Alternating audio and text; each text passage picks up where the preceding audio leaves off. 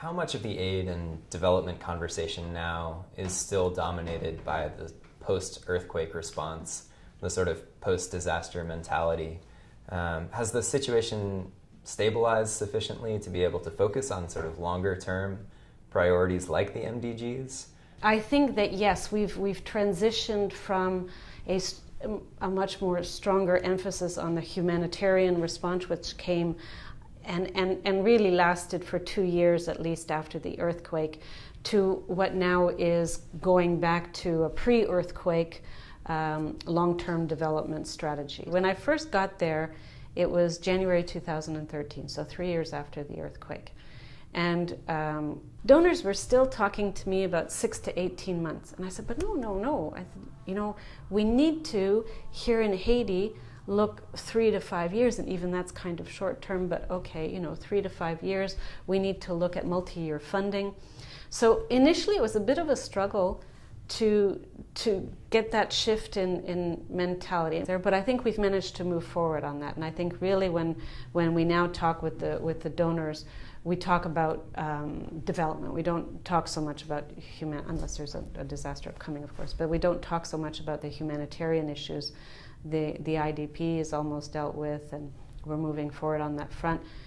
There are occasions where we'll have these issues come up, but I think now both the donors as well as the government are really looking at that more of a medium to long-term sustainable development. I think that's going to be what will make the difference in Haiti, because there is a tremendous amount of external aid, but where we need to move to is, at least initially, a development that is led and owned by Haitians, and then eventually, long-term, one that is financed by Haitians and their own government, right. And that we're able to reduce a little bit the external support. Do you think that Haiti broadly has taught us anything about how to sustain progress? I mean, we saw a long period of development sort of interrupted with a series of natural disasters, and now we're returning to that development process. Has that in any ways been an experiment in what can be sustained through disaster? I think, yes. I think there are a number of lessons that we learned and actual successes that took place with or following the earthquake and in the last couple of years. In part because I think there's been a little bit more funding towards disaster risk management than there had been in the past. But one of the things we saw, for example, right after the earthquake, there was, and don't quote me on the numbers, but about 10 million cubic meters of rubble.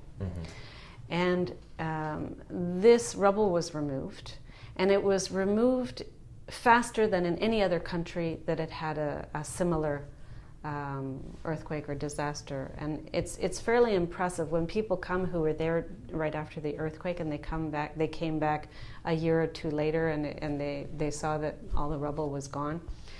This was something very impressive, and this was done in part. UNDP was a little bit involved with this. We were about 10% of the rubble was cleared through UNDP programs. But what was clearly something that was learned there was they started out with this sort of cash for work program, which had been done in other places. But they quickly saw in Haiti that for removing rubble, you couldn't do the cash work. You had to do cash for production, so that people were paid for the amount of rubble they removed as opposed to being paid for showing up for the day. And this made a huge difference in how fast this kind of issue was dealt with. So that's an example of something they learned. And now I think were it to happen again in Haiti, they would be far better prepared for dealing with the post-disaster. Right. The other thing that has been happening is that we've been able to build up the capacity of the Department for Civil Protection, which is the department that takes care of planning for and dealing with disasters.